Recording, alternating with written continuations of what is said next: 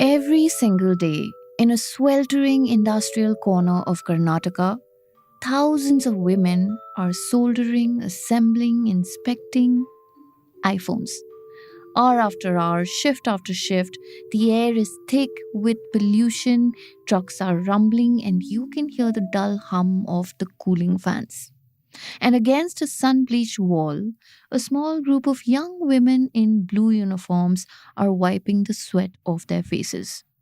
One of them tells my colleague, the Ken reporter Shrishti Achar, I've been here 4 months. Most of the batchmates I trained with have already left. This is the Narasapura industrial area, home to Tata Electronics' giant factory that now assembles parts of Apple's iPhone. The factory did not exist in its current form just a year ago. It was once run by a Taiwanese supplier, and now it is Tata's bold move into one of the most demanding supply chains on the planet. In the US, Apple and lawmakers have been arguing over where an iPhone's heart should be made. In India, Tata is trying to prove it can manufacture that heart at scale and without going broke. But the road is steep, the money is bleeding, and targets are ruthless. And the question still remains, can Tata really build an iPhone empire in India? Or is this whole thing just a very expensive gamble? Welcome to Daybreak, a business podcast from the Ken. I'm your host Nigdha Sharma, and I don't chase the news cycle. Instead, every day of the week, my colleague Rahil Philippos and I will come to you with one business story that is worth understanding and worth your time.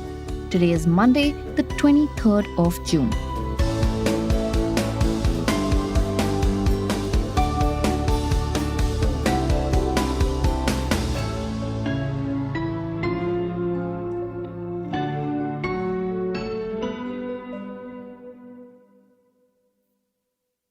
So, why is Tata doing this?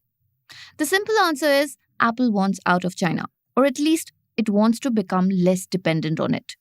Between trade wars and tariffs, India has become a natural backup plan. And for Tata, it is an opportunity to make a statement. They bought Wistron's plant for $125 million. They built a second factory, and they also grabbed a majority stake in Pegatron India. Next thing we know, their headcount ballooned from 13,000 to almost 20,000 in just 8 months. But that kind of growth comes with a price tag. In the financial year 2024, Tata's total assets shot up from nearly 6,000 crore rupees to 20,000 crore rupees, and revenues jumped 9 times to more than 3,500 crores. And yet, they posted a net loss of 825 crore rupees. Because to hit Apple volumes, you need more than people and land. You need automation, you need machinery, training, systems, you need cash. Tata raised 9,000 crore rupees in fresh debt. Then Tata Sons injected another 2,100 crore rupees in equity through a rights issue. Some of this was not even intentional. It just so happened that when US-China tensions flared up, Tata was already deep in this game. But by financial year 2025, Apple had made $22 billion worth of iPhones in India. Tata is now responsible for 30% of that.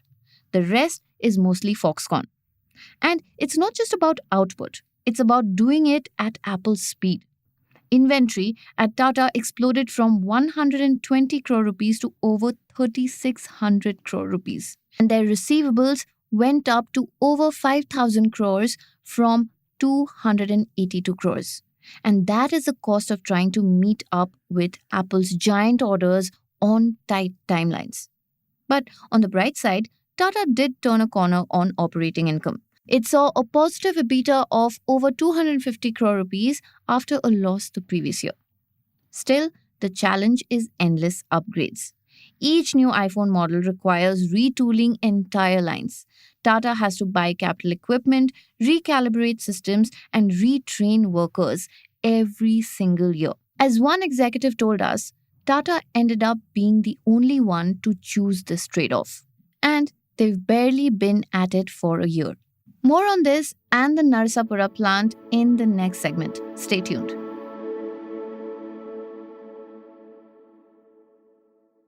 Now, let us zoom in into the factory itself. Inside Narsapura, things are organized but intense. Each worker is trained for 2 to 3 weeks before they even touch an iPhone part. On the floor, tasks are laser focused. One section, one step, over and over and over again. And why? Because they want to protect Apple's trade secrets. No single worker sees the full process. It is compartmentalized by design. One worker told the Ken reporter Shrishti Achar between 100 to 200 units per day, she was talking about her portion of the multi layer circuit board. Shifts run 24/7, 3 blocks, 6 a.m. to 2 p.m., 2 p.m. to 10 p.m., and 10 p.m. to 6 a.m. Basically, the factory does not sleep, and it cannot afford to. Apple demands precision. Each iPhone goes through 600 quality checkpoints before it is shipped. A single defect can blow up the whole batch and maybe the supplier relationship along with it. And this is why Tata has invested in automation equipment from companies like Delta Electronics. One executive said that rejection rates once over 10 to 12% under Wistron are now around 2%, and that is a big deal. But keeping the factory staffed is a full-time job on its own. Attrition is brutal. Around 200 workers quit each day. And the reasons vary: better pay, easier jobs elsewhere, and just the grind. But the recruiters work just as fast.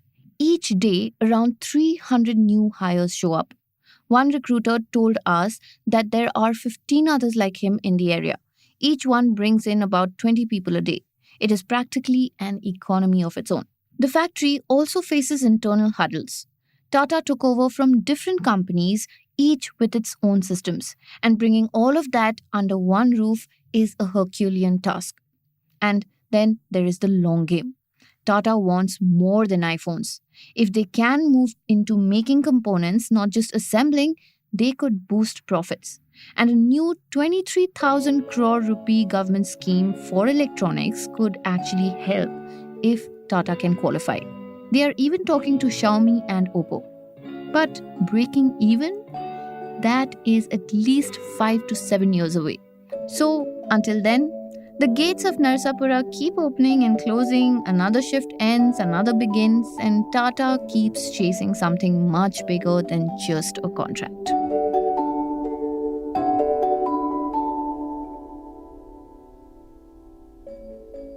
Daybreak is produced from the newsroom of the Ken, India's first subscriber-focused business news platform. What you're listening to is just a small sample of our subscriber-only offerings. A full subscription unlocks daily long-form feature stories, newsletters, and podcast extras. To subscribe, head to theken.com and click on the red subscribe button on top of the Ken website. Today's episode was hosted by Snigdha Sharma and edited by Rajiv CN.